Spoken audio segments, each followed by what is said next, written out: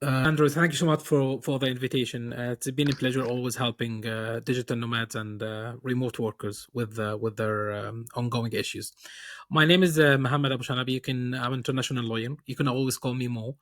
I've been a remote worker for almost 10 years now, and I during the last 2 years, I've starting shifting my business to be totally 100% online, and I'm helping digital nomads and remote workers and global citizens achieve the best in terms of taxes, residency, citizenship, and company formations worldwide. That's great. That's great, Mo. So, yeah, all right. Mo, I think we've got an agenda for today. If you can pull up the PDF we have for our audience, and we can start talking about some of the probably most frequently asked questions that we get in our community. Yeah, definitely. Yeah, Uh, yeah. See if you can share it, Mo. Okay, just it's if you Or maybe it's my first time using this, so no worries, no worries. I'm sure it's already on the drive. Window entire screen. I think I can share mine. You can do it from Yes, your side. Oh perfect. yeah, if you already have it in computer, yeah, Yeah, yeah, yeah. here you go. Here you Okay. go. So I think there is a really big misunderstanding and also misconception about the tax residency vs the physical residency of a person. So I think we should clarify what's the difference between the two of them, and what happens if people mix them. So go ahead, Mo. I mean, the first thing when I would like to do like a small intro into this. When you shift your work to being a remote worker or decided to be totally a digital nomad, anything that you have done wrong could be fixed.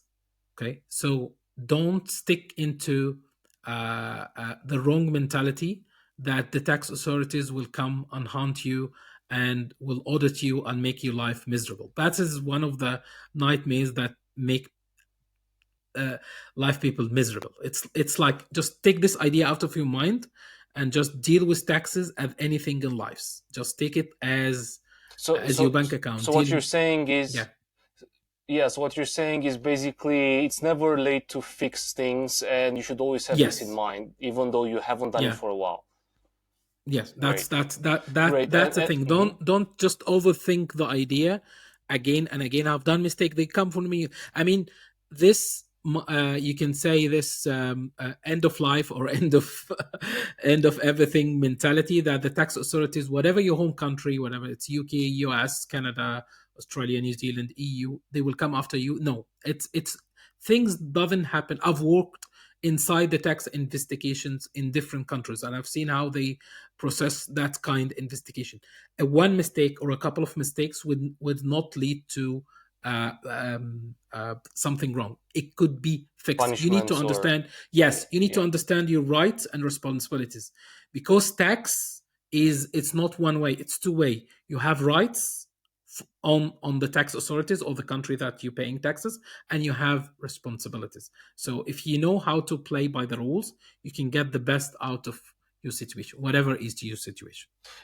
Yeah, and more so when it's time to declare a different tax residency than your home country residency. So let's say you're registered in the UK as as a citizen, and you've got an address there. I'm giving you an example like that. Could be any country in Europe probably. And when is it time to declare another like tax residence, or literally move all your tax residence to another country? I mean, maybe you can give us a few examples why you would do that, and also an example of like moving your tax residence, for example. I mean, the first thing that you need to consider is that you need to have a short plan, or you can say a very short plan that could be like a couple of months, and then you have a short plan that could be like at least 6 to 12 months, and then you have a long plan that could be at least a couple of years.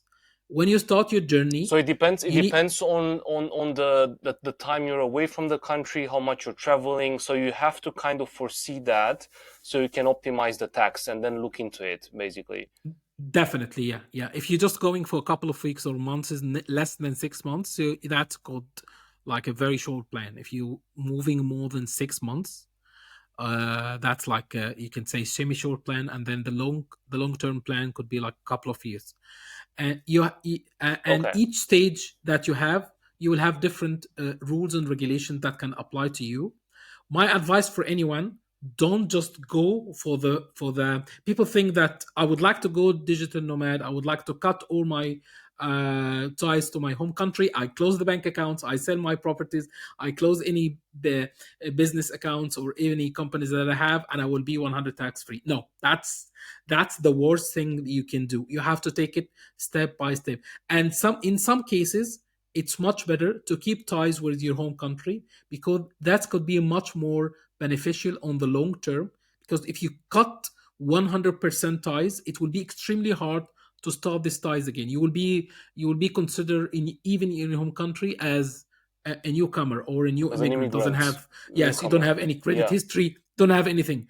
So you need to understand the rules step by step and build that mindset until you'll be able to achieve the best scenario for your situation. That makes sense. I know a lot of countries. I don't know if in Europe, but all over the world, they basically, if you live less than 6 months in that country, you don't pay tax for the 6 months. So here you go. There's already an advantage of still living there for a while, and then keeping your residency, because you get like tax free for 6 months. Correct?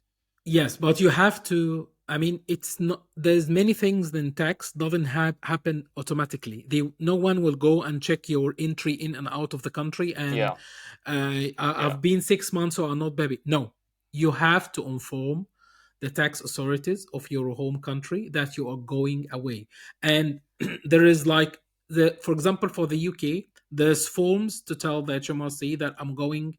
They ask you in the form, are you going permanently or you're going temporary, and which country you're going to.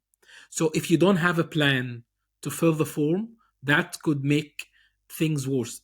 Once you tell the authorities about something, it's extremely hard to change it. If you done a mistake, that's fine. Yeah. But if you're planning to go, for example, from the UK to the United Arab Emirates and tell them I'm going temporary, I'm staying there for a couple of years, and my tax residency will be in the United Arab Emirates. So that's your plan.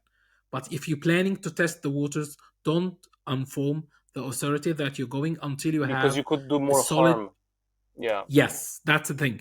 You should have a plan on the other side also. What you will do there, how much it will And cost you, what kind of benefits that you will get. exactly.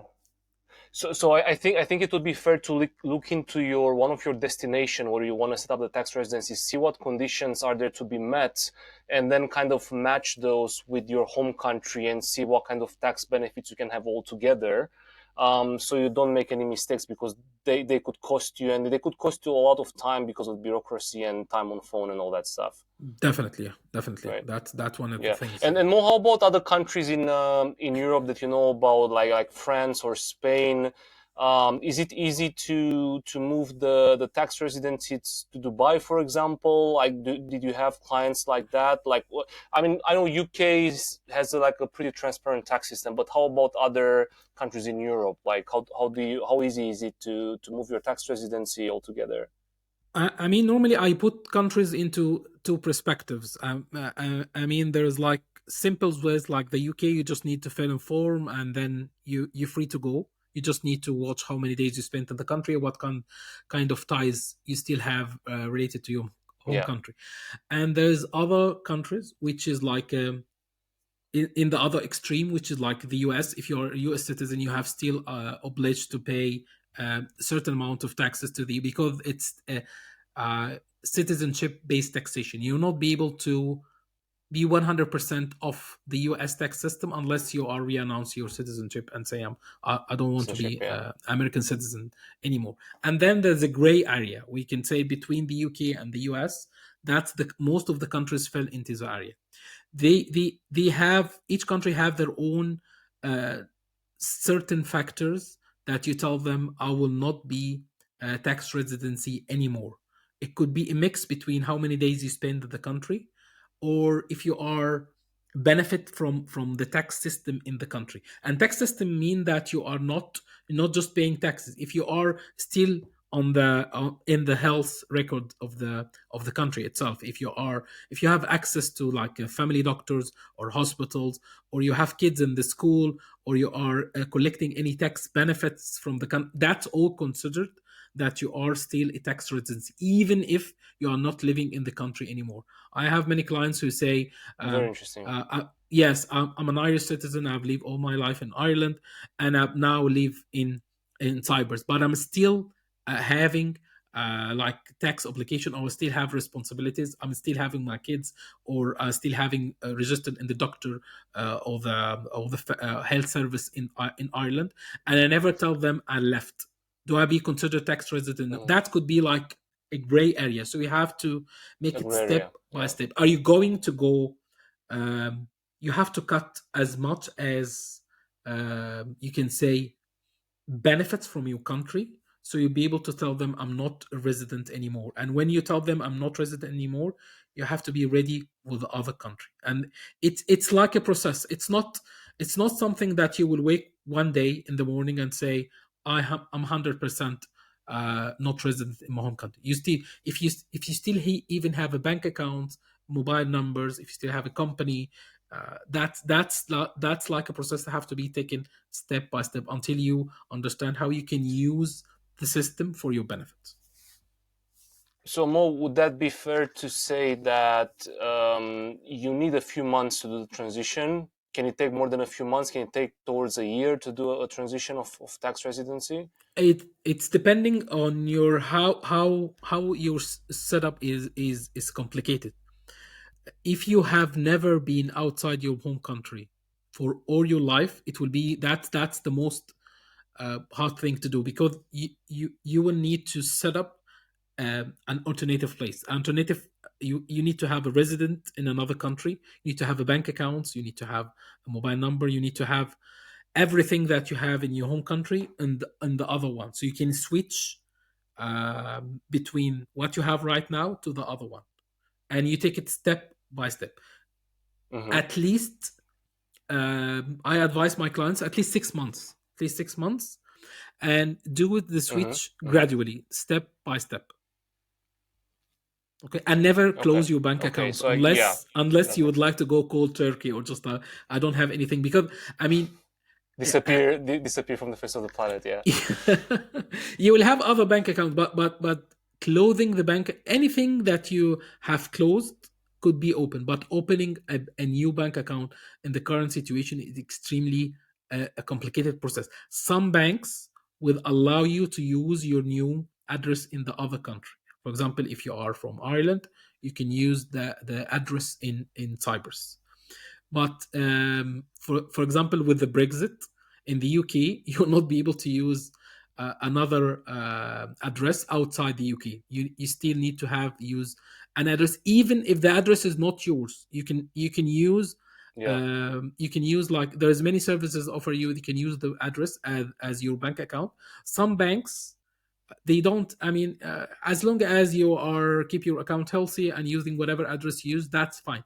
And some other banks would say, no, that's like a rented address. That's not residential address. They can ask you to change it, or send a proof Like a that you are PO still. box or something. Yes. No, no, no. Like a PO box. PO Never. box No, is no, no. usually they're No, no, no. accepted. Never use a PO box. That's in anywhere. That's PO Okay. box is just Yeah. receiving parcels or receive. If you would like to use a different address or alternative address with your bank, there's something called street address. It's alternative to a PO box. Street address mean that could be residential address or a business address. The difference between them, that residential address could be like a block of flats or a building that actually people live in it, and one of the flats or the apartments have an agreement that many people can use the address for their home address or banking. That could be residential. And when the banks see this is the That's residential, a great tip.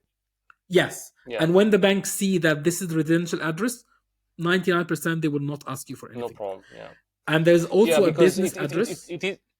Sorry to interrupt, Mo, but I know again I have a lot of questions from people about the physical address and how they can keep a physical address. So this is one way to actually keep an address in the country. I know at least in the UK you can you can rent this kind of services, and then you can buy a residential address basically, and you're going to receive all your letters there from the bank and other institutions, which is a good hack. Yes, yeah, I mean, UK is one of the most flexible countries. That UK and the US, it's very flexible about the address that you can use. Just make sure it's actual residential address and it's not blocking. Yeah. It's not in in the blacklist. Some of the addresses have been used by scammers and fraudsters, so it's being blocked. If you try to use some of that, some of Hmm. the banks say no, this is a shared address. I'm not be allowed to put in the official documents. Fair enough. But yes, And Mo, this leads us really nice into establishing a tax residency. So maybe you can walk us through the steps of. I know it's not the same for all the countries, but maybe you can give us like an overview of how you actually start establishing a new tax residency in some countries in the world that you know about. actually, it's. I mean, if you most of the countries have the same, you can say the same process with the different steps. For example, Yeah. Portugal, or you can say even the US, or you just need to apply for a tax number. You can say many countries allow you to apply for a tax number outside. You don't have to be physically there during the pandemic. The tax authorities change their most of them change their ways. You can appoint someone like a local tax accountant, or even a lawyer, or even someone who are just a freelancer, to apply for your tax number on your behalf. They will ask for a copy of passport. They will ask a couple of official documents, and then once the application was approved, you will get a tax number. This is the first thing that you can do to establish tax residency in a different country. And once you have the tax number, you will be able to do a lot of things. You can open bank accounts. You can establish even. It's like in some destination they consider A the birth tax number. certificate. Yes, that's where Exactly. I've now started my legal residency, even without visas or anything, in a different country. And tax residency here, it's just once you apply to the tax number, I'm just starting my journey to be a legal person in the other country, and then you start Hmm. building on top of this, whatever On top of services the or. number. Yes, Yeah, that's the thing. yeah. It's And more in your experience, what would be the easiest tax residency, like the less bureaucratic tax residency you can get? Give us a few examples, maybe some countries that are low bureaucracy and fast moving when it comes to getting a new tax residency. what I can tell you. There's like the the more the country are not digitized. Sorry, the less the country are digitized, the easier they approve application, because it's paper based. The just fill the form, and I've seen like in Turkey, they just you just fill a form. They don't ask anything. Just fill a form, and a couple of days you get the approve. Okay, it's a paper based. Hmm. You So just you're need saying that someone to actually, understand. You just need yeah, someone to you're saying understand that the it's Turkish actually language. easier if you use paper. You're saying that it's easier if you use paper in some countries than the digital countries like Dubai, for example. Is that true? Yes, yes, yeah. It's like Very interesting. it's yeah. Dubai have a very or the United Arab Emirates have a very you can say complex situation about this. They don't have they don't issue tax numbers from day one. They issue residence number, or you can say ID number. It's called Emirates ID, or for it's called EID. Emirates ID is Yeah. your equivalent to the UK. It's like the national insurance number. Equivalent to the US, it's like the social security number. And this ID, it could be used for everything. It could be your ID, it could be your tax status, it will be used on the banks, it will be entry in the country, outside the country, dealing with anything that related to the government, even applying for a mobile number. You'll not be able to do anything unless you Just have the Emirates ID in the United Arab Emirates. But for if you compare it for okay, the and I we guess talk about the yeah. Yeah, I guess comparing to other states where you get your tax number first, I guess in Dubai in the Emirates you need this EID first. That's the very first step, Yeah. correct? Yes, you'll not be able Okay, to so it works a bit differently. transact. Yeah, It's differently. It could be the tax ID first yeah. or the residence ID first. And some countries will not allow you to do anything in the country unless you have a legal residence. A legal residence here doesn't mean a visa, an entry stamp. No, you Mm-hmm. have to have a, for example, that's from the other way around. For example, the UK will not be allow you to apply for national insurance number unless you have a residency more than 6 months. The visit visa or the entry stamp or whatever you get into the country with a visa or a stamp will not allow you to go to the tax authorities in the UK and say I would like to get a national insurance number. So this And is Mo, does how it mean that if you countries are have different. a tax residency, yeah, does this mean that if you have a tax residency somewhere, it doesn't mean that you also have like a physical residence there? Is No, that true, no, or the other way it's around? different. It's different. It's depending Okay. on the country. For for Yeah. for So you example, don't in actually have to physically be in that country no. if you have the tax residency. You can be registered in one country and live in another, correct? Yeah, yes, yes, yeah, yeah. Some countries allow you to do anything, everything remotely. Okay, Mm-hmm. or Great, starting, great. for example, the UAE allow you to start the process remotely unless you be there in a couple of days. They collect your biometrics, your photo, and then give you the card, and then you're off to go. For example, That's great. Paraguay. So when you arrive, you're almost good to go since you arrived then. Yes, Yeah. yes, yes, yeah. For example, Paraguay have the same process, but they allow you just to go there to collect the card and have like an interview meeting with authorities and give you the residence card. And once you have the residence card, that's where you start. You don't have actually to live in the country on when you get the residence card. The unless you would like to apply to be a citizen of this country or apply for a long-term residency, or there is certain way you need to stay in the country physically. But once you establish yourself in a different country, you are free to go. There's no one, you not go Yeah. to the airport say you have to stay. No, it's depending on your short-term plan and long-term plan. That's why I ask anyone, what is your plan for the next 5 to 10 years, and then we start It's a very good working question from. that must be Yes, asked all yeah, the that time. Yeah. that's it. That's it. Great, great. Yeah, I know indeed about Paraguay that you have to go once and do the papers with a lawyer, with a solicitor there. You get your cedula, which is the national ID basically, and once you have that, you have to come back in the country every 3 years or something like that. So once you have your tax residency in Paraguay, you go there once, and then you're off the hook for a few years. Probably things will change, but for now it's pretty good. So you don't actually have to live in Paraguay; you just have to go there once, and you're all good. So happy days. Yeah, that's Um, different. yeah, That's the same thing. If you compare this situation with the UEE, they allow you to stay off for 6 months, but you have to visit one day each 6 months. And this visit, I've done it even myself. You just need to go, even in transit. You can go to the airport in Dubai or Abu Dhabi.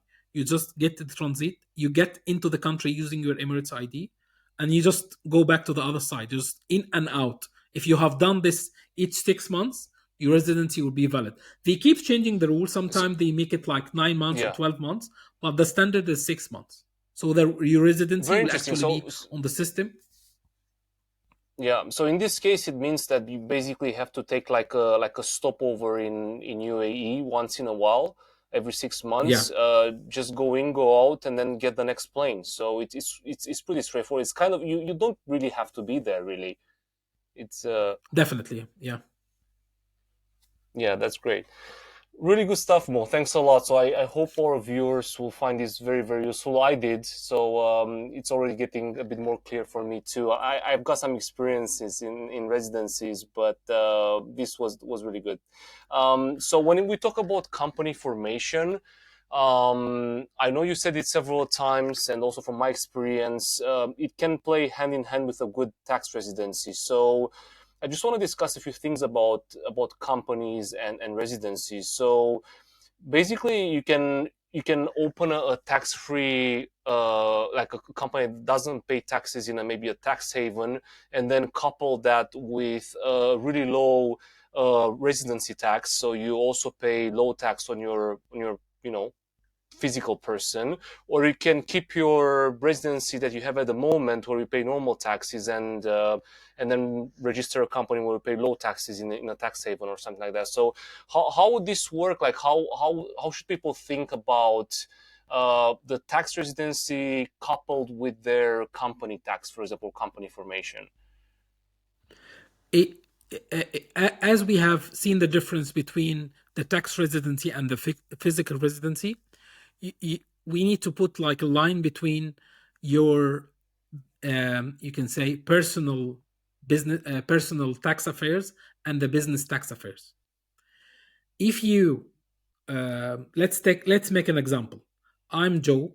I'm British citizen, and I've lived all my life in the UK. And someone tell me, if you go to the United Arab Emirates, you'll be 100% tax free. So I've take the plane, I've go there, I get my Emirates ID, I find a job, and I consider myself 100% tax free. Now it will never work that way. There is a different way you can do it, where you can say, okay, I will establish a different entity and a different company. When you establish a company, the company will have a different tax status from your side. If you are obliged, It's a different as entity, basically. it's Yeah. a different person. So It's the like company. the in Yeah. the legal as I will tell you from a lawyer perspective. The company is like an entity like yourself, but it's not natural. It's a company entity. It have a tax status. It have a start date, which is like the birth date where the company is being formed. And once the company is dissolved, that's where the company die.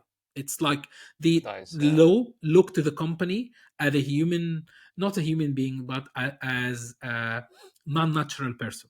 There's different legal interpretations for a company, but it's not you. If you have $1 million in your business bank account, that's not your money.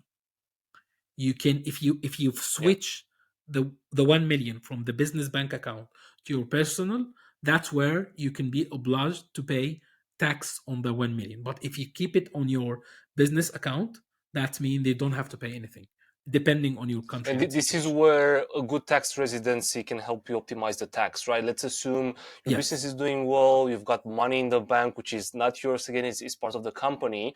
And this is where you want to couple your good business, like on low taxes, with a really good tax residency. So, how would that work, Mo? Give us a few examples and a few good practices. I will tell you a very simple example that I've done hundreds and hundreds of times from my clients. An EU national or a UK national who have an online income, not tied to one place. The easiest and the simplest thing he can do, he's open a US LLC. The US LLC have the lowest tax, especially on the states in the US, doesn't have taxes like Florida, Delaware, Wyoming, where they don't charge local taxes compared to the EU. So that's the first thing he can do. It's very simple. It's straightforward. Um, all his business affairs will be treated as a US company, so he doesn't have to pay VAT in the EU anymore. And the simple thing, he doesn't have to be in the US. He just open the company, get you can say it's called EIN number. That's like tax number for the company, not himself. And he opened the bank Yes. accounts. He's up and running. He can switch everything from the EU or the UK, all the income he received, which is highly taxable, to the US company. He doesn't need to move. He doesn't need to do anything. Yeah. That's the simplest and cheapest way to start or switch your you can say tax affairs to get much more lower rate, and then you can use the structure for other So countries there or is other residency. a new low tax entity being born in the US, which is your company, and then you as a person can live anywhere in the world, and your business will live in the US, and you're gonna be under the US law, Yes. for both the advantages and disadvantages that the tax has there. which it can be really rough if you don't play by the rules, but it also can be very rewarding if you pay your taxes, which are low anyway. So yeah. In some cases, you just need to pay the franchise tax if you know how to, if you have a good accountant and he understands the Hmm. process itself. And then, and you don't have to live in the US. You don't need a visa. You don't need. Exactly. Yeah, I have clients who actually not be able to travel to the US for many reasons, but they still able to maintain the companies and the bank accounts and the structure. But I So you don't advise even anyone. have do you? Yeah. Yeah, Go ahead, please finish your sentence. Yeah. I mean, I advise anyone who would like to go the structure for the for the US LLC that you have a tax residency, or can say a paper residency in another low tax country like the UAE or Paraguay, or even anyone from like Bahrain or any. There's many countries, or even a tax you can tax haven countries like Cayman Island or Bermuda, or the similar. I mean, the structure for the US LLC plus residency in a low or a zero tax country, that's the best thing you can do for your online It's a business winner. or your. Yeah. It's a And the winner, different but it have to be combinations, structured like right. it doesn't really. Yeah, exactly. It has to be structured right. It is not like a only one formula that can win across the board. It can be different combinations of, I guess, different countries. You can register your company in probably another country, and then you can have your residency in Dubai, for example, or I don't know, maybe in Greece. Like if you go to one of their programs, so it's not necessarily like a one formula that fixes everything. I guess it can be discussed depending on the needs of the client, or depending on the lawyers recommend as well, and tax advisors, Yes, I'm definitely. guessing. Yeah. Hmm. Great.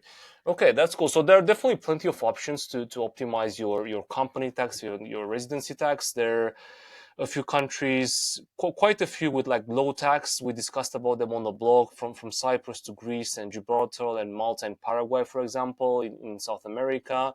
And then in terms of low tax company formation, more, I think we've got US, we've got Cayman Islands, and what other options do people have in general, like a normal person, not a millionaire? What would you say other countries are friendly with company tax?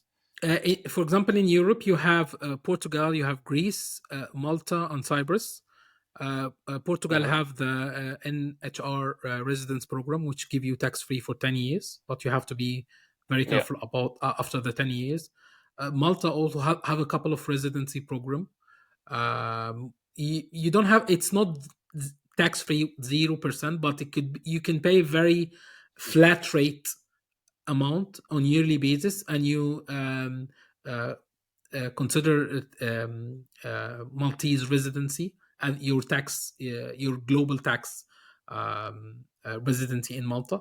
And one of the programs, you don't have Yeah. actually to be in Malta. You just need to rent a property under your name and pay the Property. rent and pay like a flat tax in Malta. Cyprus, So I it's guess with different. Malta, that's the great thing about Malta, is that no matter how much money your company makes or you as a person make, it's flat. So even Yes. though it's higher, there is no threshold on that tax. It's just a flat tax. It's a flat, yes, and they have different programs. Yeah, Hmm. it's depending on actually would like to be reside there or just visiting or establish. I call them like a paper residence. You just have your actual. You just apply for the government and give you everything, and you just maintain the rules and regulation on this residency. So you declare tax a resident in Malta, and Hmm. I think And other is countries that are trying to copy the same. is that open? Yeah, is that open to Europeans as well for the Malta program? No, no. No, that's So for just non-Europeans. non-Europeans. Yes, Yes. Okay. they have Great. another program for Europeans because they don't have they don't want to make issues with other European countries.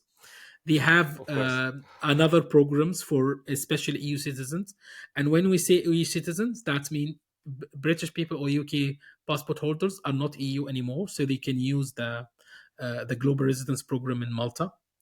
But any EU citizen have to. There is a different way to move to Malta other tax residency, because it's much easier. Yeah, I see. Okay, it's Malta is kind of a long story. We wrote about Yes. it on the blog, so if people have questions, just please come to us. We can definitely give you some piece of advice. Cool, Mo. Thanks. I think that was pretty interesting. So again, plenty of options to register your company. Would you say, Mo, that it's smart to open up a company straight into a low tax country, or is it really hard to move your company? You have to close it down wherever you have it open in the UK or in Germany, for example, and then open up a new company in the US. Would you recommend opening up a country? Is it easier if you open it up in a low tax country? I guess so. Actually, it's very easy to open the process, but you need to understand what kind of compliance or tax reporting or accounting that you have to do for your company. So it's cost. That's the first thing you need to consider. And Yeah. in many cases, I don't advise my clients to close the company that in high tax countries like in Germany, in Austria, Mm-hmm. in Netherlands. Don't close it, because there's some business affairs. If you are doing like EU to EU business from your high tax country, if you tell them I'm having another US business and this business is not in the EU, they might say no, we're not. We only work with EU businesses, and I've seen this in a couple of times, especially with business Very arrangement, interesting. or they have like a tax incentives to deal with EU tax businesses. But if you're just 100% online, if you're receiving like freelance income or anything that not Work. related Yeah. to one country or one regions, they doesn't matter whatever it's UK or EU company or US. You just need to switch, and always consider that they might treat you as a new account. You're not just switching, because if you're dealing, for example, from Google, when they tell them I'm moving from the EU to the US, sometimes the prices could be go up, go down, the rules could be changed. So they might consider this is a new account or a new it's not you anymore. You in many cases you not just be It's a able to different switch the entity, address. basically. Yes, yes, yeah. So it could be easier, Okay. it could be harder. So you need to understand the both sides here. So to sum it up, don't rush to close the existing company in Europe because Yeah, you might have issues. Just consult the lawyer or the tax consultant. See the steps you have to take so you don't get into troubles. You still want to invoice your clients, and then take the actions, and then keep both or close one or yeah, depending on the definitely, case. Cool. definitely. So when it comes to double taxation, it's another question we get quite often. So, and it's actually a big problem because from what I know, countries have double taxation agreements, but it's quite hard to understand which countries play with which countries. So how should people go about that? Let's say, we've got some remote workers that they have maybe like a digital nomad visa in Greece, but they have a residency, a tax residency in the UK. I'm just giving you an example. So how should people go? Just what steps can they take to make sure that they're not being double taxed or exposed as a risk to a double taxation issue? I mean, tax or double taxation treaties are very complicated documents to understand and read, even for lawyers or accountants or tax advisors. So I have a couple of clients who would like to read documents. They go and read it and they say, I don't understand anything. And always remember, this treaties was signed at least 20 or 30 or even 50 years ago, when things are not digital. So don't try to understand it from you can say your perspective. My advice for anyone, it's like when, for example, there is tax treaties between the UK and the US, and it's helped that if you are a US citizen who go to the UK, that you will not pay the same you will not pay tax twice on the same amount that you would like to declare. So it actually help you. Okay. It help the countries, but it have to be done on a professional way. And it's my advice. It's not cheap. It's complicated, and if you're trying to understand it from perspective, don't try. It will make your life miserable. If you are an So employer you with a definitely need company, you definitely need a consultant in this case. If you're in yes, doubt, make sure to talk to a yes, professional. Yeah. yes, that's the first thing. If you are an employee of a company and the company have tax compliance department or HR department, let them deal with this issue. Don't go and do it yourself. Okay, that's the first thing. But if So you you are should be upfront with a company as a remote worker. You should be upfront with the company saying that you're actually working in a different country, and they should take care of double taxation. But you should be really open and transparent about your lifestyle. Then is that what you're saying? Because they could solve the issue for you. it's depending on, yeah, that's right, that's the first, let the company handle it.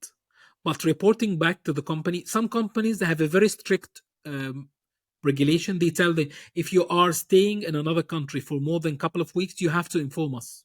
Okay, so you have to Yeah, follow these rules. I exactly. mean, Yeah. Yes. some companies, they don't bother. It's like, They don't if ask you are questions. staying, Yeah.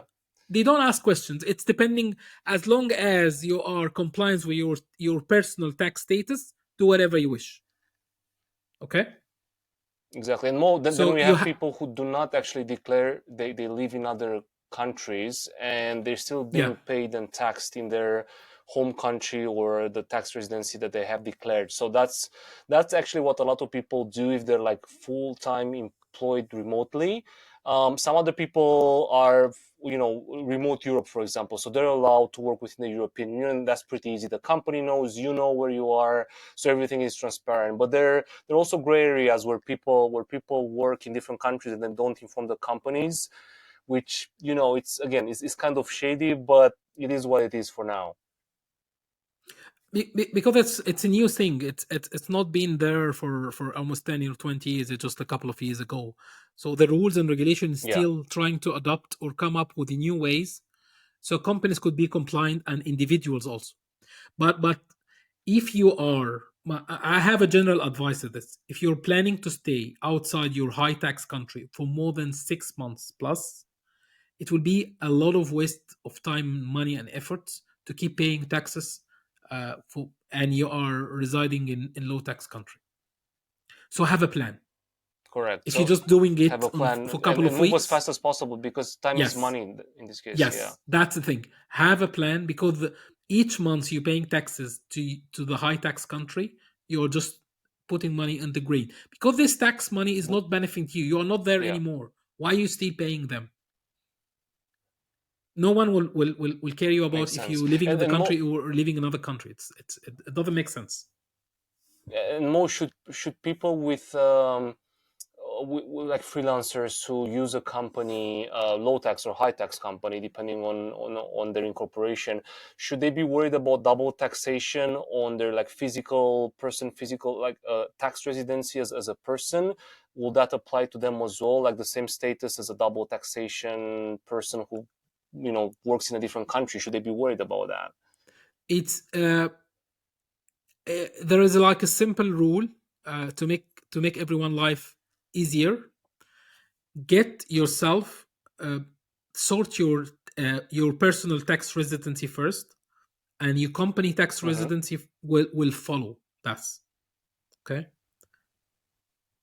I will give you one example. Okay. If you are a UK citizen who open a Cayman company and then claim this Cayman company have zero taxes, actually no. If you are still managing the company from the UK, you will be obliged to pay the UK corporate tax, even if the company is even residing in Cayman. And this is one of the things that people don't understand. Hmm.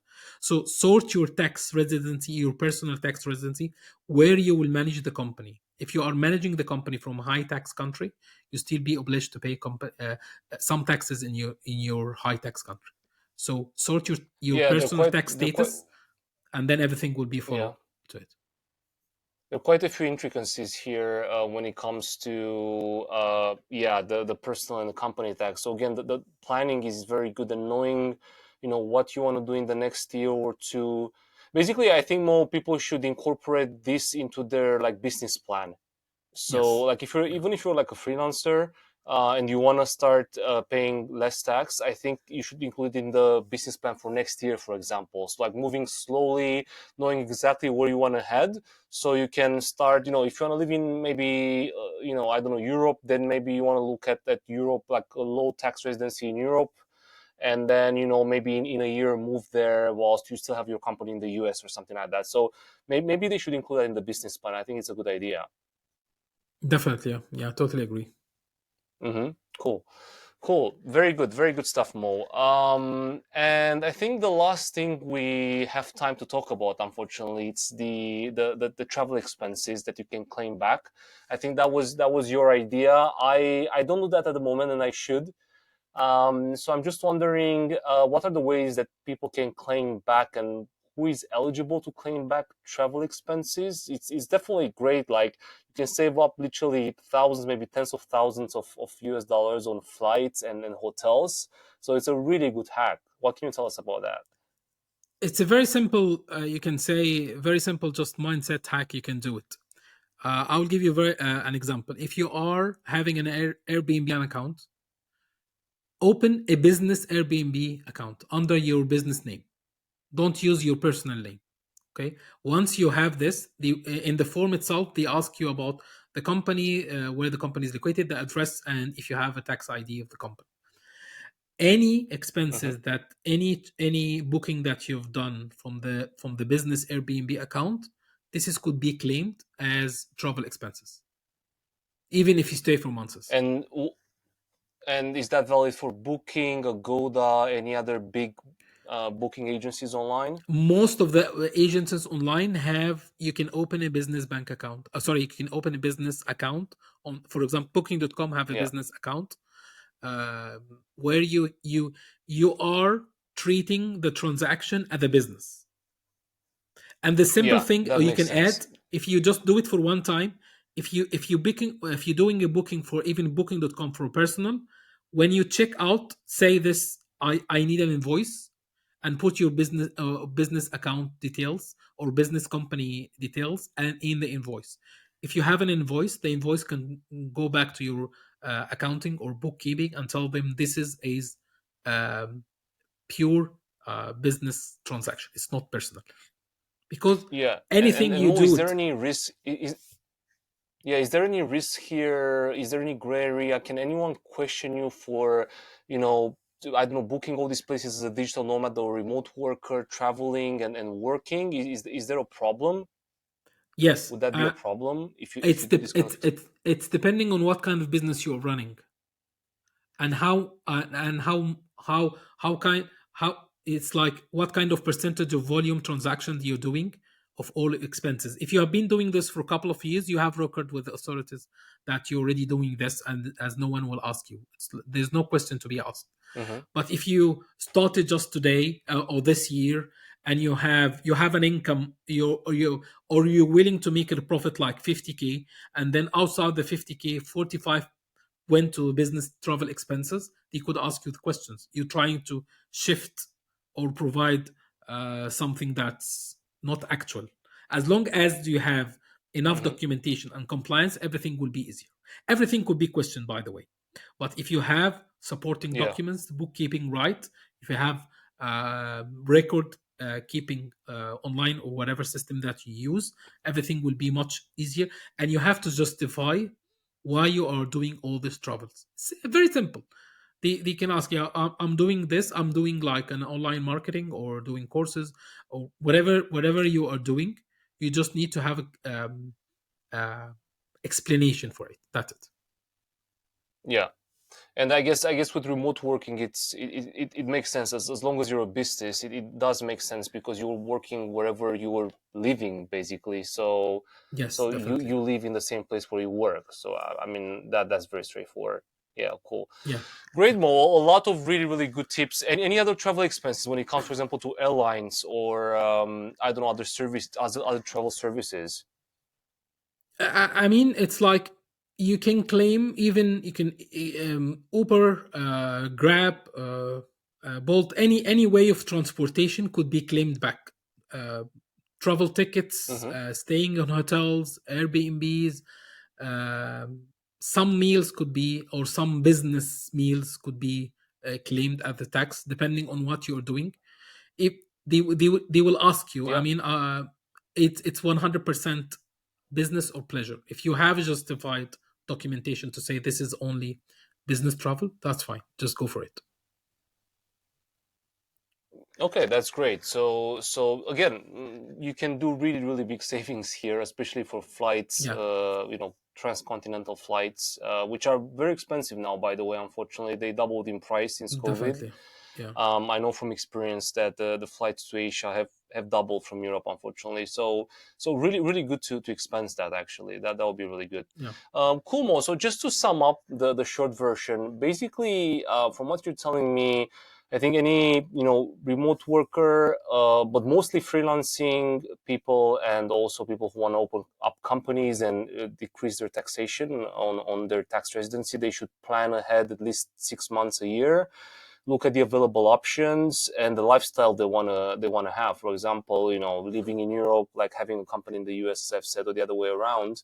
Also having good experts next to them. We can help as well. Obviously, we're not the only ones on the market, but we can definitely advise people where and how, and we've got a team of lawyers that can do that. That's again very important. And then don't rush. Make sure that you have your documents in order, the accountancy is right. And what else, Mo? What else would you say it's something to remember from this conversation? Just change your mindset and accept there's many benefits that you can get from going to a different country or establish yourself in a different place. And I guess that's valid for most of the people in the world with a decent passport, that you can actually do these changes, these shifts in your lifestyle, where you register in other countries, your tax residency, you open up companies in other countries without even living there. So I guess it's possible to most of the people, I would say. Yeah, Definitely, yeah, yeah, yeah. Even with low great. with low access passport, yeah.